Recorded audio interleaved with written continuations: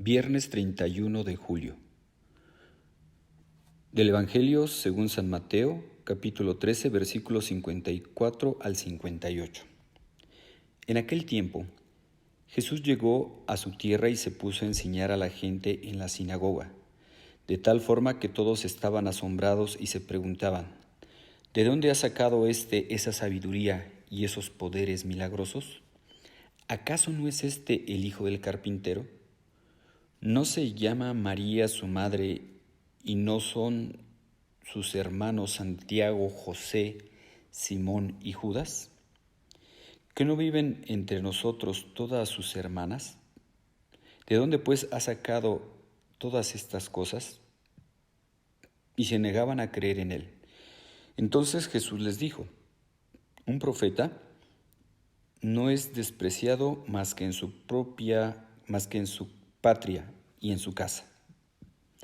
Y no hizo ahí muchos milagros por la incredulidad de ellos. Palabra del Señor. Gloria a ti, Señor Jesús. En este Evangelio que hoy escuchamos de San Mateo, nos presenta a Jesús predicando en la sinagoga de su pueblo Nazaret. Y no es fácil predicar en su pueblo, ¿verdad? Ahí donde lo conocían. Por eso Jesús, incluso como se ha hecho como dicho, ¿verdad? Nadie es profeta en su tierra. Nadie es profeta en su tierra.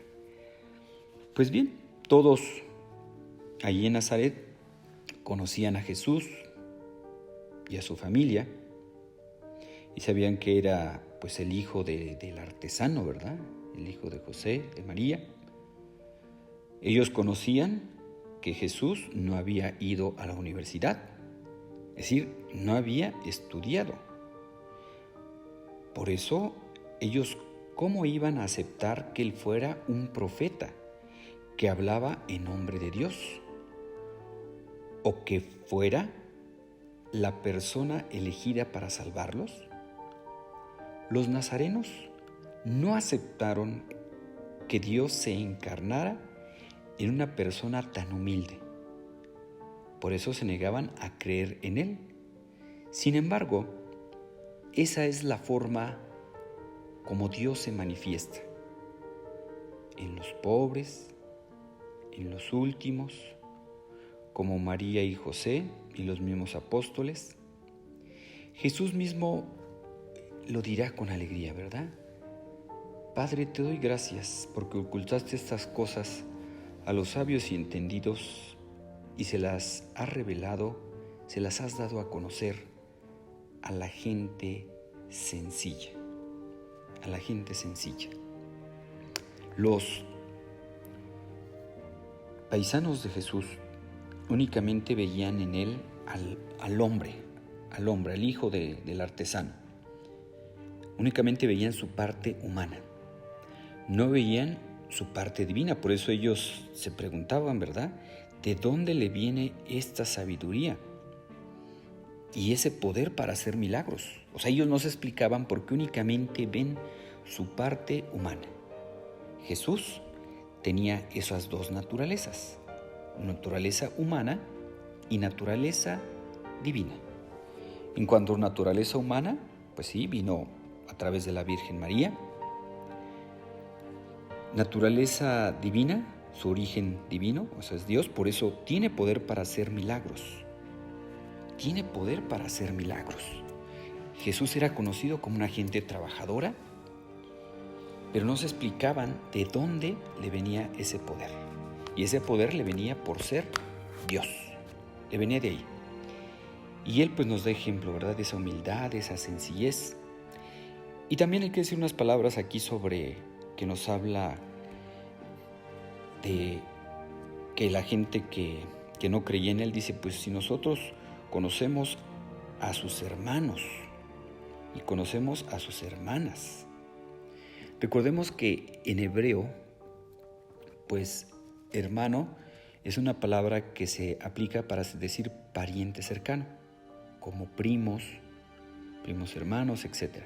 Entonces, hay que decirlo que se habla de los hermanos de Jesús, pero no de hijos de María, que es una cosa distinta. Entonces, hermano viene siendo como pariente cercano.